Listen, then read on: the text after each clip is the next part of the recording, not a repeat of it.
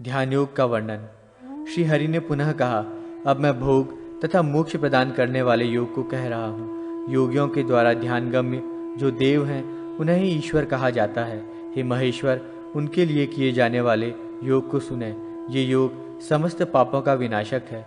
योगी को आत्मस्वरूप परमात्मा की स्वयं में इस प्रकार भावना करनी चाहिए, मैं ही विष्णु हूँ, मैं ही सभी का ईश्वर हूँ, मैं ही अनंत हूँ और मैं ही छह उर्मियों शोक, मोह, जरा, मृत्यु, क्षुधा एवं पिपासा से रहित हूँ। मैं ही वासुदेव हूँ, मैं ही जगन्नाथ और ब्रह्मरूप हूँ। मैं ही समस्त प्राणियों के शरीर में स्थित रहने वाला आत्मा और सर्वदेह विमुक्त परमात्मा हूँ। मैं ही शरीर धर्म से रहित क्षर, समस्त प्रपंच, अक्षर, कूटस्थ चेतना भोक्ता से अतीत, मन के साथ पांच इंद्रियों में मूल शक्ति रूप से स्थित मैं स्वयं अतीन्द्रिय, इंद्रियों से अग्राह्य होता हुआ दृष्टा, श्रोता एवं घ्राता, गंध ग्रहण करने वाला हूँ। मैं इंद्रिय धर्म से रहित, जगत का सृष्टा, नाम और गोत्र से शून्य, मननशील, सबके मन में स्थित देवता हूँ। किंतु मुझ में मन नहीं है और न तो उसका धर्म ही है। मैं ही विज्ञान तथा ज्ञान स्वरूप हूँ। मैं ही समस्त ज्ञान का आश्रय, बुद्धि रूप गुहा में स्थित प्राणी मात्र का साक्षी, तटस्थ दृष्टा तथा सर्वज्ञ और बुद्धि की अधीनता से मुक्त हूँ। मैं ही बुद्धि के धर्मों से भी शून्य हूँ। मैं ही सर्वस्वरूप, सर्वगत मनस्वरूप और प्राणी मात्र के किसी भी प्रकार के बंधन से सर्वथा विनिर्मुक्त तथा प्राणधर्म, बुभुक्षा एवं पिपासा से विमुक्त हूँ। मैं ही प्राणियों का प्राण स्वरूप हूँ। मैं ही महाशांत, भय शून्य तथा अहंकार आदि से रहित हूँ और अहंकार जन्य विकारों से भी रहित मैं ही हूँ। मैं जगत का साक्षी, जगत का नियंता और परमानंद स्वरूप हूँ। जागृत, स्वप्न एवं सुषुप्ति, इन सभी अवस्थाओं में जगत का साक्षी होते हुए भी मैं इन अवस्थाओं से रहित हूँ। मैं ही तुरीय ब्रह्म और विधाता हूँ। मैं ही दृग्रूप हूँ। मैं ही निर्गुण, मुक्त, बुद्ध, शुद्ध, प्रबुद्ध, अजर, वे बुद्धि से रहित, बुद्धि धर्म विवर्जित, अहंकार से शून्य, चित्त से अग्राह्य, प्राण अपान व्यानादि वायु से रहित हैं। हरि ने कहा, अब मैं सूर्य की पूजा का पुनः वर्णन करता हूँ, जो प्राचीन काल में भृगु ऋषि को सुनाई गई थी। ओम खगोलकाय नमः, ये भगवान सूर्यदेव का मूल मंत्र है, जो साधक को भोग और मोक्ष प्रदान करता है। अतः मंत्र से अंगन्यास करके साधक को सूर्यदेव की पूजा करनी चाहिए। सूर्य का ये मंत्र साधक के समस्त पापों को विनाश करने वाला है। इसे अग्नि प्राकार मंत्र भी कहते हैं। भगवान सूर्य को प्रसन्न करने वाला मंत्र सूर्य गायत्री मंत्र कहलाता है। इस मंत्र जप के पश्चात साधक को सूर्य एवं गायत्री का सकलीकरण करना चाहिए। साधक को प्रत्येक दिशा प्रदिशा में दिक्पाल देवों के प्रणाम के लिए निवेदन करना चाहिए। ओम धर्मात्मने नमः पूर्व में, ओम यमाय नमः दक्षिण में, ओम दंडनायकाय नमः पश्चिम में, ओम देवताय नमः उत्तर में, ओम श्याम पिंगलाय नमः ईशान में, ओम दीक्षिताय नमः अग्निकोण में, ओम वज्रपाणे नमः नैऋत्य कोण में, ओम भूर्भुवस्वः नमः वायुकोण में। हे वृषध्वज, साधक को चाहिए कि वो मंत्रों से पूर्वादि दिशाओं से प्रारंभ करके ईशान कोण तक चंद्रादि ग्रहों की भी पूजा करे। 3 मंत्रों से सूर्यदेव को प्रणाम करके उन देव को अर्घ्यादि प्रदान करने के लिए आवाहित करना चाहिए। मंत्र से आवाहित इन अभीष्ट देव का मंत्र से विसर्जन करें। हे सहस्त्र रश्मि भगवान आदित्य, आपके लिए मेरा प्रणाम है। हे कृपालु, आप पुनः आगमन के लिए सुखपूर्वक पधारें। हरि ने कहा, हे रुद्र, मैं पुनः सूर्य पूजा की विधि का वर्णन करूंगा, जिसे मैंने पहले कुबेर से कहा था। सूर्य पूजा प्रारंभ करने के पूर्व एकाग्रचित्त होकर पवित्र स्थान पर कर्णिका युक्त अष्टदल कमल बनाए। तदनंतर सूर्यदेव का आवाहन करें। तत्पश्चात भूमि पर निर्मित कमलदल के मध्य में यंत्र रूपी खगोलक भगवान सूर्य की उनके परिकरों के साथ स्थापना करे तथा उन्हें स्नान कराए। हे शिव, इसके बाद साधक अग्निकोण में अभीष्ट देव के हृदय की स्थापना करे। ईशान कोण में सिर की स्थापना करके नैऋत्य कोण में शिखा का विन्यास करे। वो पुनः एकाग्रचित्त होकर पूर्व दिशा में उनके धर्म, वायुकोण में उनके नेत्र और पश्चिम दिशा में उनके अस्त्र का विन्यास करे। इसी प्रकार अष्टदल कमल के ईशान कोण में चंद्र, पूर्व दिशा में मंगल, अग्निकोण में बुध, दक्षिण दिशा में बृहस्पति, नैऋत्य कोण में शुक्र, पश्चिम दिशा में शनि, वायुकोण में केतु एवं उत्तर दिशा में राहु के पूजन का विधान है। अतः साधक को इन सभी ग्रहों की पूजा करके द्वितीय कक्ष में, साथ ही द्वादश सूर्यों की पूजा भी करनी चाहिए।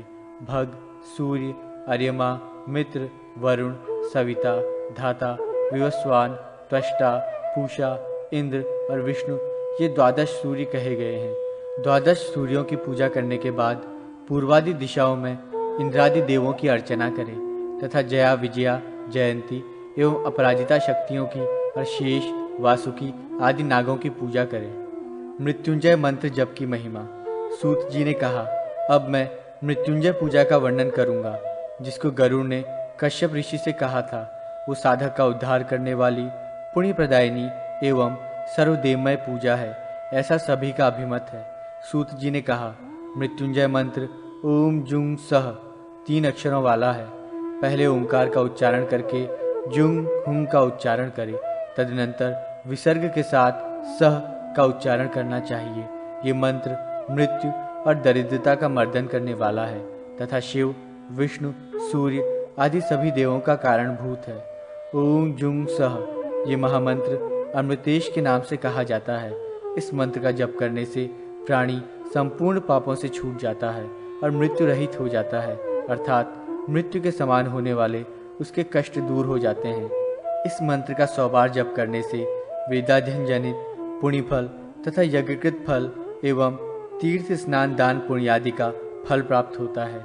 तीनों संध्याओं में 108 बार इस मंत्र का जप करने से मनुष्य मृत्यु को जीत लेता है, कठिन से कठिन विघ्न बाधाओं को पार कर जाता है, शत्रुओं पर विजय प्राप्त कर लेता है।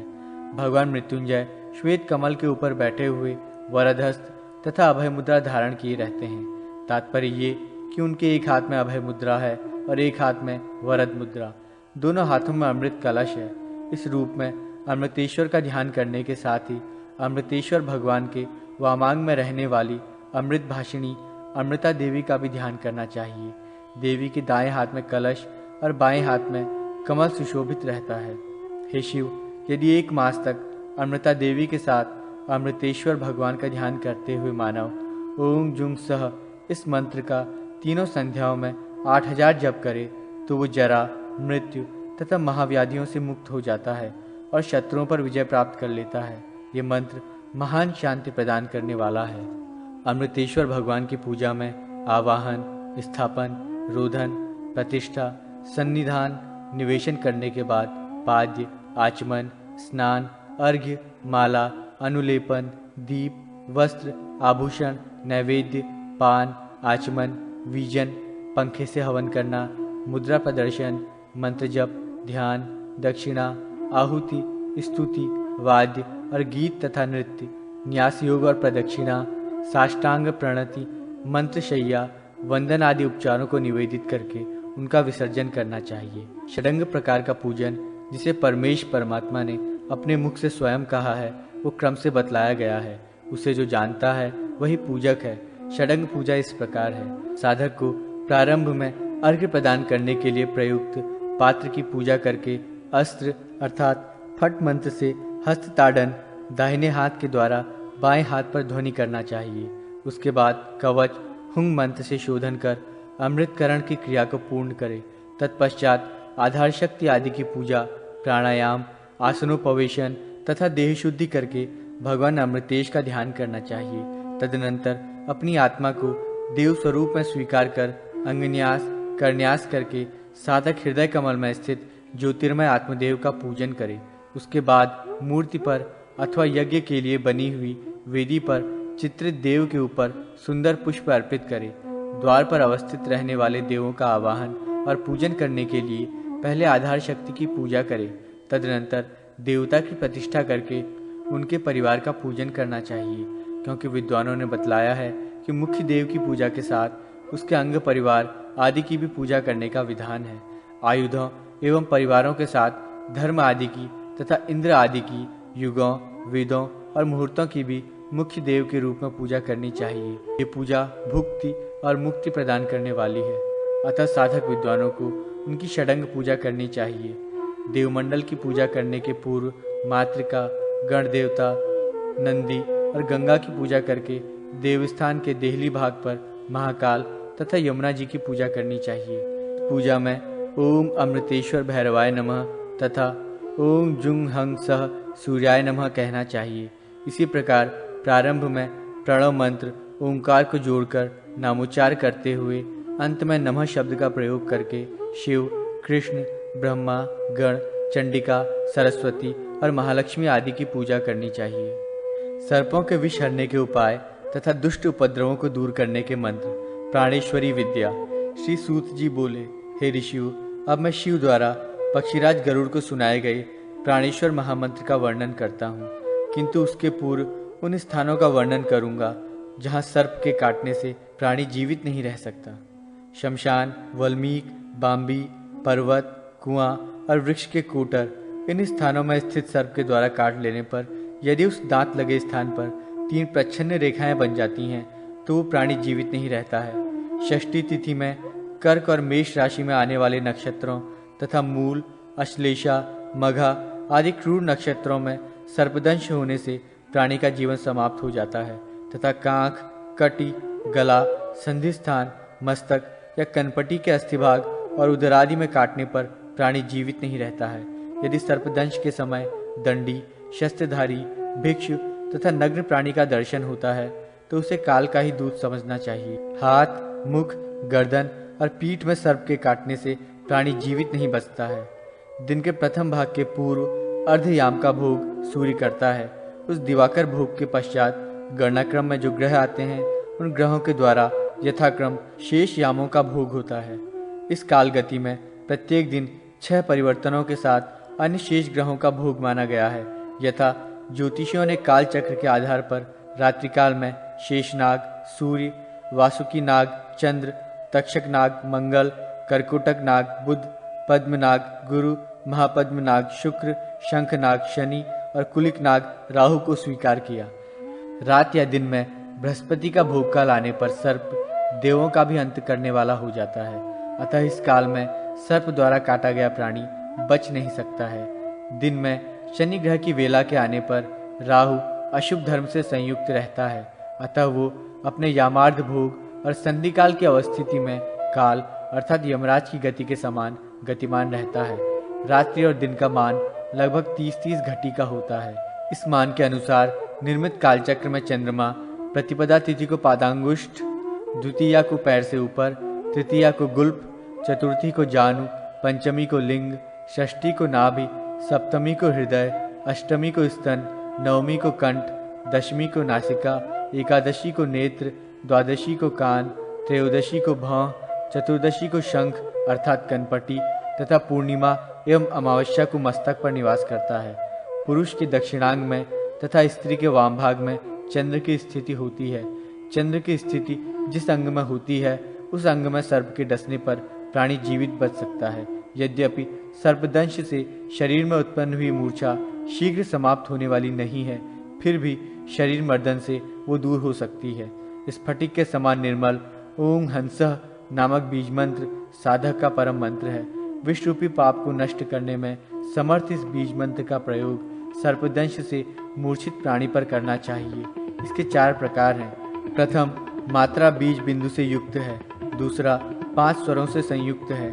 तीसरा, 6 स्वरों वाला और चौथा विसर्ग युक्त है। प्राचीन समय में पक्षीराज गरुड़ ने तीनों लोकों की रक्षा के लिए ओम कुरुकुले स्वाहा इस महामंत्र को आत्मसात किया था।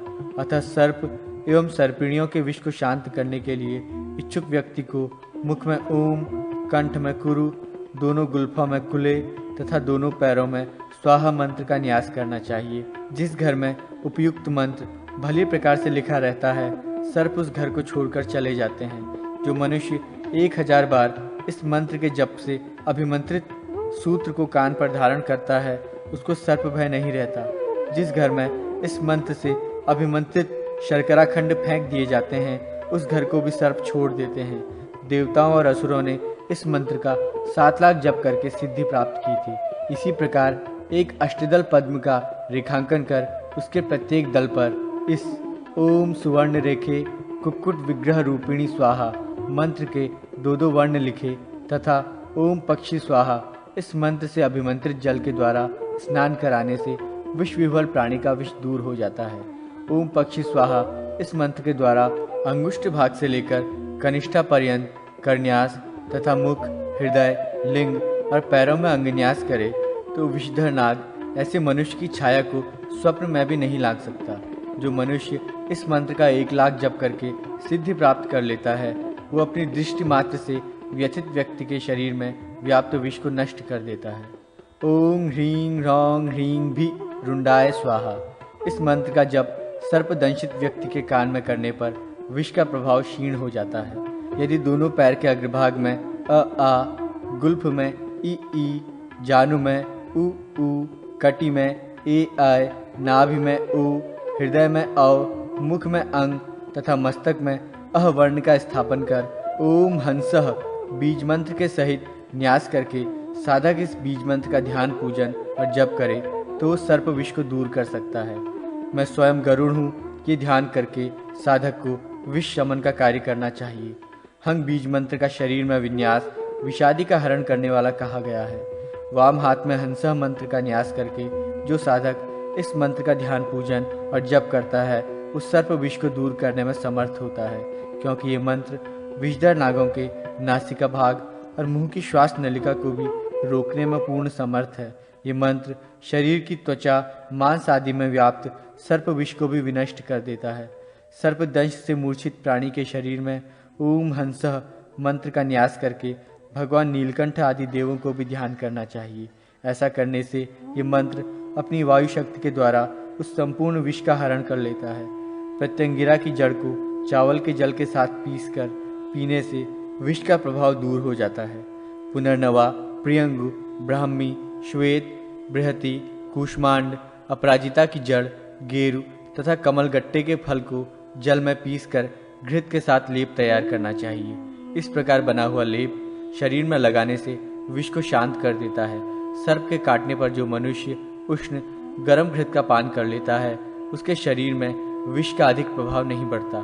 सर्पदंश होने पर शीरीष नामक वृक्ष के पंचांग, पत्र, पुष्प, फल, मूल एवं छाल के सहित गाजर के बीजों को पीसकर सर्वांग में लेप करने से अथवा पीने से भी विष का प्रभाव समाप्त हो जाता है। ओम ह्रीं बीज मंत्र गोनस, गोहुवन आदि विषैले सर्पों के विष को दूर करने में समर्थ है। इस मंत्र के साथ अह का प्रयोग कर अर्थात ओम ह्रीं अह का उच्चारण करते हुए हृदय, ललाट आदि में विन्यास करके उसका ध्यान करने मात्र से ही सर्पादि का वशीकरण हो जाता है। इसका 15,000 जप करके साधक गरुड़ के समान सर्वगामी, कवि, विद्वान, वेदविद हो जाता है तथा दीर्घ आयु को प्राप्त करता है। सूत जी ने पुनः कहा, ऋषियों, अब मैं आप सभी को शिव के द्वारा कथित अत्यंत गोपनीय मंत्रों को बताऊंगा, जिनसे अभिमंत्रित पाश, धनुष, चक्र, मुदर, शूल और पट्टिश नामक आयुधों को धारण करके राजा शत्रुओं पर भी विजय प्राप्त कर लेता है। मंत्रोद्धार के लिए कमल पत्र पर अष्टवर्ग बनाकर पूर्व दिशा से शुरू करके क्रमशः ईशान कोण तक बीज मंत्र ओम ह्रीं ह्रीं को लिखना चाहिए। ओंकार ब्रह्म बीज है, ह्रींकार विष्णु बीज है और ह्रींकार शिव बीज है। त्रिशूल के तीनों शीर्ष पर ह्रीं लिखकर क्रमानुसार न्यास करे। मंत्र ओम ह्रीं ह्रीं है। साधक हाथ में शूल ग्रहण करे, तत्पश्चात उसको आकाश में घुमाए, जिसे देखते ही दुष्ट ग्रह और सर्प नष्ट हो जाते हैं। साधक धूम्र वर्ण के धनुष को हाथ में लेकर आकाश की ओर भुजा उठाकर इस मंत्र का चिंतन करे। ऐसा करने से दुष्ट विषैले सर्प, कुत्सित ग्रह, विनाशकारी मेघ और राक्षस नष्ट होते हैं। ये मंत्र तो त्रिलोक की रक्षा करने में समर्थ है। मृत्युलोक के विषय में तो कहना ही क्या है। ओम जूं सूं हूं फट ये दूसरा मंत्र है। साधक खैर की 8 लकड़ियों को इसी मंत्र से अभिमंत्रित कर उन्हें 8 दिशाओं में गाड़ दे तो उस कीलांकित क्षेत्र में वज्रपात, विद्युत निपात तथा इसकी गर्जना का उपद्रव नहीं होता। गरुड़ द्वारा कहे गए इस मंत्र से 8 कीलों को 21 बार अभिमंत्रित कर रात्रि के समय अपने अभीष्ट क्षेत्र की चारों दिशाओं और विदिशाओं में गाड़ देना चाहिए। इससे भी वहां विद्युत निपात, वज्रपतन तथा चूहा, टिड्डी आदि से होने वाले उपद्रवों का भय नहीं रहता। ओम ह्राम सदाशिवाय नमः ऐसा कहकर साधक तर्जनी अंगुली के द्वारा अनार पुष्प के सदृश कांतिमान एक पिंड का निर्माण करे। उस पिंड के प्रदर्शन मात्र से ही दुष्ट जन, मेघ, विद्युत, विष, राक्षस, भूत और डाकिनी आदि 10 दिशाओं को छोड़कर भाग जाते हैं। ओम ह्रीं गणेशाय नमः, ओम ह्रीं स्तंभनादि चक्राय नमः, ओम ऐं ब्राह्मये त्रैलोक्य डामराय नमः। इस मंत्र संग्रह को भैरव पिंड कहा जाता है। ये भैरव पिंड विष तथा पाप ग्रहों के कुप्रभाव को समाप्त करने में समर्थ है। ये साधक के कार्यक्षेत्र की रक्षा और भूत राक्षसादि की उपद्रवी शक्तियों को नष्ट करता है। ओम नमः ये कहकर साधक अपने हाथ में इंद्र वज्र का ध्यान करे। इस वज्र मुद्रा से विष, शत्रु और भूतगण विनष्ट हो जाते हैं। ओम शुंग नमः इस मंत्र से बाएं हाथ में पाश का स्मरण करें, जिससे विष तथा भूतादि का विनाश होता है। इसी प्रकार ओम ह्राम नमः इस मंत्र के उच्चारण से उपद्रवकारी मेघ और पाप ग्रहों के प्रभाव नष्ट हो जाते हैं। कृतांत यमराज का ध्यान करके साधक छेदक अस्त्र भाले से शत्रु समूह का विनाश करे। ओम शरण नमः इस मंत्रोच्चार के साथ काल भैरव का ध्यान करके मनुष्य पाप ग्रह, भूत, विष के प्रभाव का शमन कर सकता है।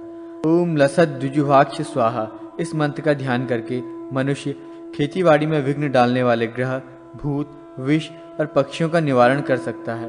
ओम श्व नमः इस मंत्र को रक्त वर्ण की स्याही से नगाड़े पर लिखकर उसे बजाना चाहिए। उसके शब्दों को सुनकर पापग्रह आदि सभी उपद्रवकारी तत्व भयभीत हो उठते हैं। पंचवक्त्र पूजन तथा शिवार्चन विधि। सूत जी ने कहा, हे ऋषियों, अब मैं पंचमुख शिव की पूजा का वर्णन करूंगा, जो साधक को भुक्ति और मुक्ति दोनों प्रदान करती है। साधक को सबसे पहले मंत्र से उन देव का आवाहन करना चाहिए। पुनः ओम हाम सद्योजाताय नमः कहकर साधक सद्योजात का आवाहन करे। इन सद्योजात की 8 कलाएं कही गई हैं। उनका नाम सिद्धि, रिद्धि, धृति, लक्ष्मी, मेधा, कांति, स्वधा और स्थिति है। सद्योजात की पूजा करने के पश्चात ओम सिद्धये नमः इत्यादि मंत्रों से उन सभी 8 कलाओं की पूजा करने का विधान है। तदनंतर ओम ह्रीं वामदेवाय नमः इस मंत्र से साधक वामदेव की पूजा करे। वामदेव की 13 कलाएं हैं, जिन्हें रजा, रक्षा, रति, पाल्या, कांति, तृष्णा, मति, क्रिया, कामा, बुद्धि, रात्रि, त्रासनी तथा मोहिनी कला कहा गया है। इन कलाओं के अतिरिक्त मनोन्मनी, अघोरा, मोहा, शुदा, निद्रा, मृत्यु, माया तथा भयंकरा नाम की 8 कलाएं अघोर की हैं। उक्त समस्त कलाओं का पूजन करने के बाद साधक को ओम हैम तत्पुरुषाय नमः इस मंत्र से तत्पुरुष देव की पूजा करनी चाहिए। उनकी निवृत्ति, प्रतिष्ठा, विद्या, शांति और संपूर्णा ये 5 कलाएं हैं। साधक कलाओं की पूजा करके ओम हौम ईशानाय नमः इस मंत्र से ईशान देव की पूजा करे। तत्पश्चात ईशान देव की निश्चला, निरंजना, शशिनी, अंगना, मरीचि और ज्वालिनी नाम की जो 6 कलाएं हैं, उनकी पूजा करके पूजन पूर्ण करे। सूत जी ने पुनः कहा, हे ऋषियों, अब मैं शिव की अर्चना का वर्णन करूंगा, जो भुक्ति और मुक्ति दोनों प्रदान करने वाली है। 12 अंगुल के माप में बिंदु द्वारा किसी पात्र में भगवान शिव की मूर्ति बनानी चाहिए। उसमें शांत, सर्वगत और निराकार का चिंतन करना चाहिए। बिंदु द्वारा बनाई गई मूर्ति में ऊपर की ओर 5 बिंदु लगाने चाहिए। जो शिव का मुख है वो छोटे आकार में होना चाहिए और नीचे की ओर मूर्ति के अनुसार बिंदु लगाकर बड़े बड़े अंग बनाने चाहिए। मूर्ति के अधोभाग में छठा बिंदु विसर्ग के साथ होना चाहिए, जो अस्त्र है। इसके साथ हौम लिख देना चाहिए। ये महामंत्र है और संपूर्ण अर्थों को देने वाला है। साधक मूर्ति के ऊर्ध्वभाग से लेकर मूर्ति के चरण पर्यंत अपने दोनों हाथों से स्पर्श करे और महामुद्रा दिखाए।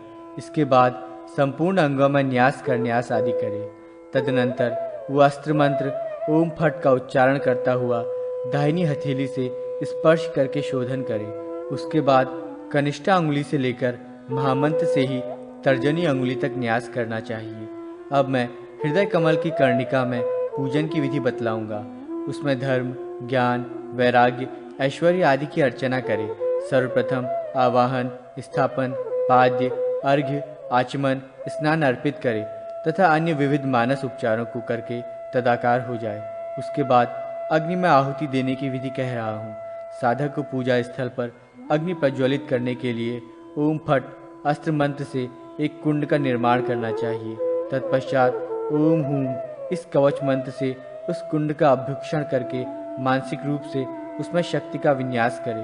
उसके बाद साधक को हृदय अथवा शक्ति कुंड में क्रमशः ज्ञान रूपी तेज तथा अग्नि का विन्यास करना चाहिए। तत्पश्चात अग्नि के निष्कृति संस्कार को छोड़कर गर्भाधान आदि समस्त संस्कार करने का विधान है। निष्कृति या मोक्ष संस्कार आहुति के पश्चात किया जाता है, इसलिए आहुति के पूर्व उस संस्कार का निषेध है। समस्त संस्कारों के बाद साधक को उस प्रज्वलित अग्नि में समस्त आंगिक देवों के साथ मानसिक रूप से शिव को आहुति देनी चाहिए। तदनंतर कमलांकित गर्भ वाले उस मंडल में नीलकंठ शिव का पूजन करना चाहिए। इस मंडल के अग्निकोण में अर्धचंद्राकार कल्याणकारी एक अग्निकुंड बनाना चाहिए।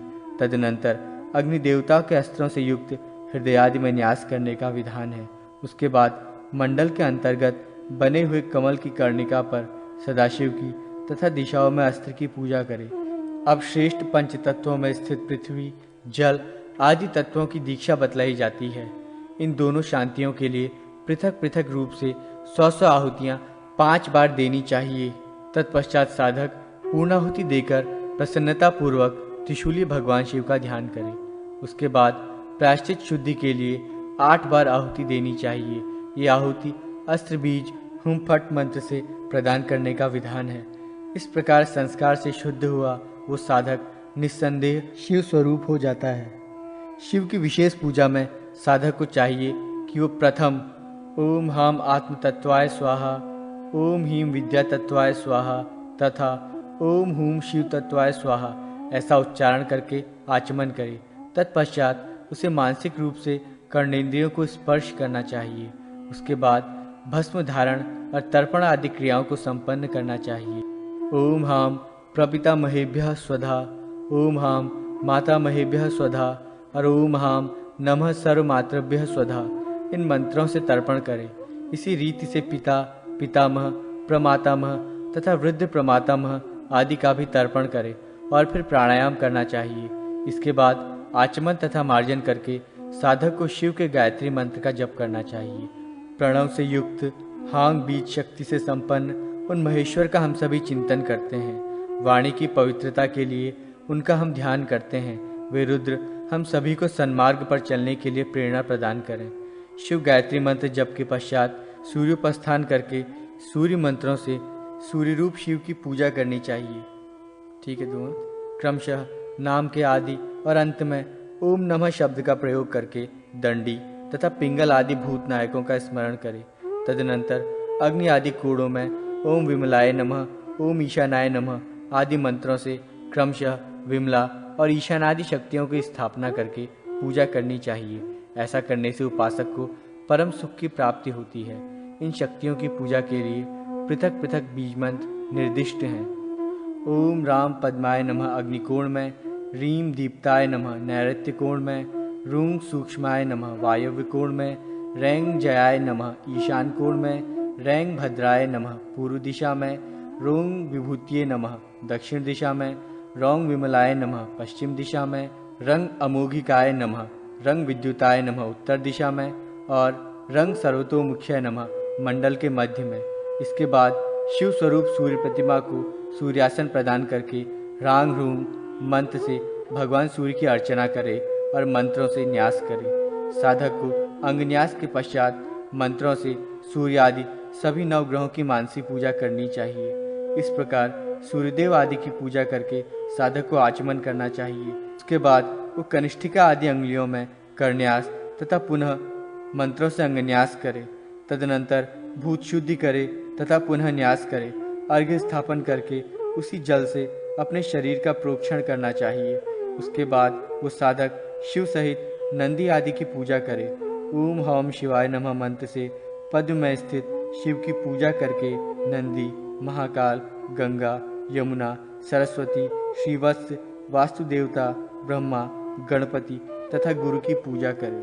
तत्पश्चात साधक को पद्म के मध्य में शक्ति एवं अनंत देव की पूजा करके पूर्व दिशा में धर्म, दक्षिण में ज्ञान, पश्चिम में वैराग्य, उत्तर में ऐश्वर्य, अग्निकोण में अधर्म, नैऋत्य में अज्ञान, वायव्य में अवैराग्य, ईशान में अनैश्वर्य, पद्म की कर्णिका में वामा और ज्येष्ठा। उसके बाद पूर्व आदि दिशाओं में रौद्री, काली, शिवा तथा असिता आदि शक्तियों की पूजा करनी चाहिए। तदनंतर साधक को शिव के आगे स्थित पीठ के मध्य में ओम हम कल विकरणीय नमः, ओम हम बल विकरणीय नमः, ओम हम बल प्रमथिन्य नमः, ओम सर्वभूत दमन्य नमः, ओम मनोन्मन्य नमः।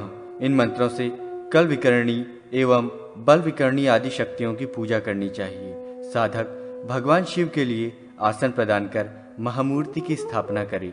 तदनंतर मूर्ति के मध्य में शिव को उद्दिष्ट करके आवाहन, स्थापन, सन्निधान, सन्निरोध, सकलीकरण आदि मुद्रा दिखाए और अर्घ्य, पाद्य, आचमन, अभ्यंग, उद्वर्तन तथा स्नानीय जल समर्पित करे एवं अरणि मंथन करके पूज्य देव को वस्त्र, गंध, पुष्प, दीप और नैवेद्य में चरु समर्पित करे। नैवेद्य के अनंतर आचमन दे करके मुख शुद्धि के लिए तांबूल, करुद्वर्तन, छत्र, चामर, पवित्रक, यज्ञोपवीत प्रदान कर परमीकरण अर्चनीय देव में सर्वोत्कृष्टता का भाव करे। तदनंतर साधक आराध्य के साथ तदाकार होकर उनका जप करे तथा विनम्र भाव से स्तुति कर उन्हें प्रणाम करे। इसी हृदय आदि न्यास आदि के साथ पूर्ण की गई पूजा को षडंग पूजा का ये नाम दिया गया है।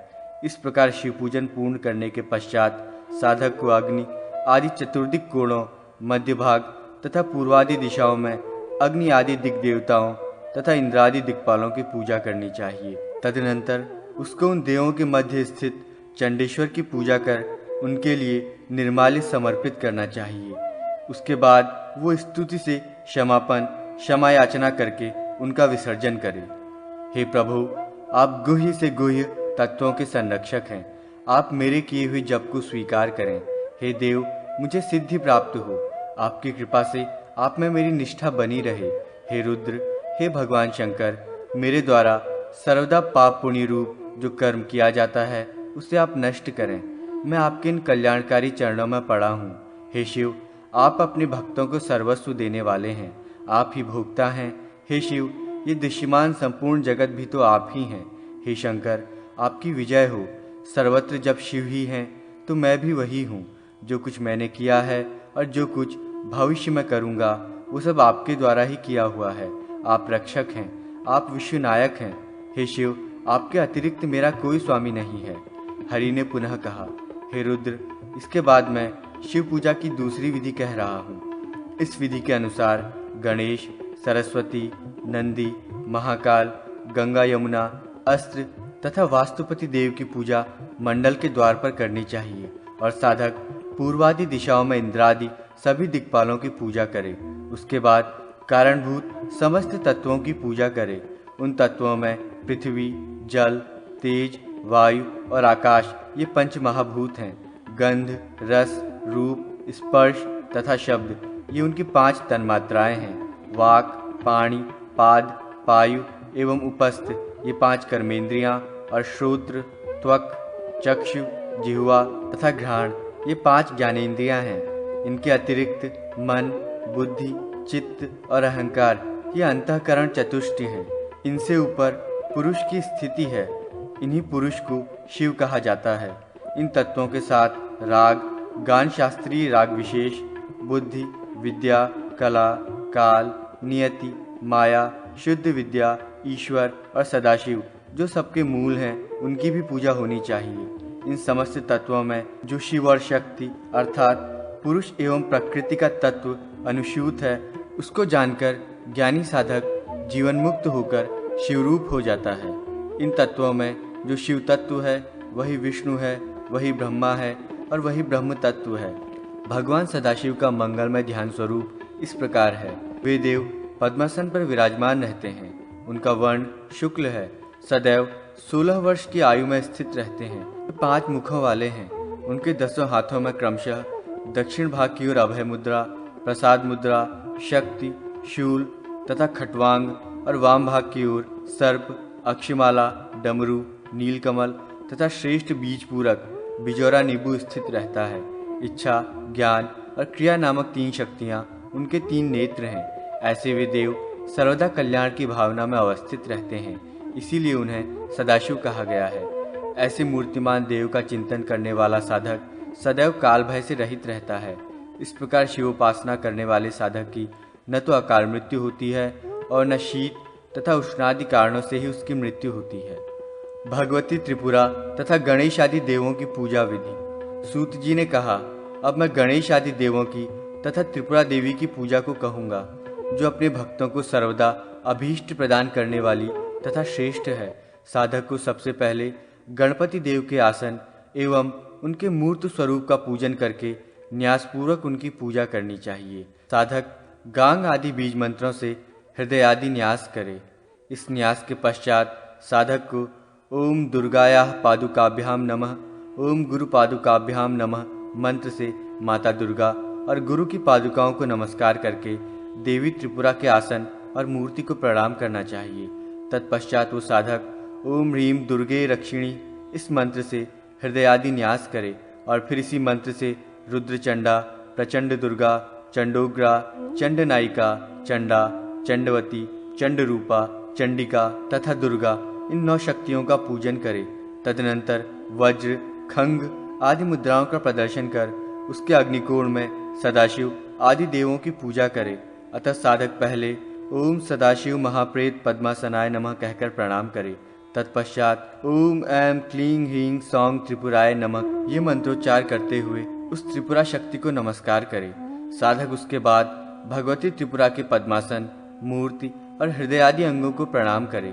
तत्पश्चात उस पद्मपीठ पर ब्रह्माणी, माहेश्वरी, कौमारी, वैष्णवी, वाराही, इंद्राणी, चामुंडा और चंडिका इन 8 देवियों की पूजा करे। इन देवियों की पूजा के बाद भैरव नामक देवों की पूजा का विधान है। असितांग, रुरु, चंड, क्रोध, उन्मत्त, कपाली, भीषण तथा संहार नाम वाले ये 8 भैरव हैं। भैरव पूजा के पश्चात रति, प्रीति, कामदेव, पंचबाण, योगिनी, बटुक, दुर्गा, विघ्नराज, गुरु और क्षेत्रपाल देवों का भी पूजन करे। साधक को पद्मगर्भ मंडल या त्रिकोण पीठ बनाकर उस पर और हृदय में शुक्ल वर्ण वाली वरदायिनी, अक्षमाला, पुस्तक एवं अभय मुद्रा से सुशोभित भगवती सरस्वती का भी ध्यान करना चाहिए। 1 लाख मंत्र का जप और हवन करने से भगवती त्रिपुरेश्वरी साधक के लिए सिद्धिदात्री हो जाती हैं। पूजा में देवों के आसन तथा पादुका की पूजा का भी विधान है। विशेष पूजन में मंत्रन्यास तथा मंडलादि पूजन भी करना चाहिए। सर्पों एवं अन्य विषैले जीव जंतुओं के विष को दूर करने का मंत्र। सूत जी ने कहा, अब मैं सर्पादि विभिन्न विषैले जीव जंतुओं के काटने से कष्ट पहुंचाने वाले विष को दूर करने में समर्थ मंत्र को कह रहा हूँ। इस मंत्र का प्रयोग करते समय माहेश्वरी उमा देवी से प्रार्थना करें कि हे उमे, तुम रुद्र के हृदय में उत्पन्न हुई हो और उसी में रहती हो। तुम्हारा रौद्र रूप है, तुम्हें रौद्री भी कहा जाता है। तुम्हारा मुख ज्वाला के समान जाज्वल्यमान है तथा तुमने अपने कटि प्रदेश में क्षुद्र घंटिका लगी करधनी पहन रखी है। तुम भूतों की प्रिय हो, सर्पों के लिए विषरूपिणी हो। तुम्हारा नाम विरत नारायणी है तथा तुम शुकमुंडा हो और कानों में शंकु पहनी हुई हो। हे विशाल मुख वाली, भयंकर एवं प्रचंड स्वभाव वाली चंडा देवी, हाथों में ज्वलन शक्ति पैदा कर शत्रु का हनन कर सब प्रकार के विषयों का नाश करने वाली, हे देवी, मेरे सर्वांग में फैले हुए विष को प्रभावहीन कर दे।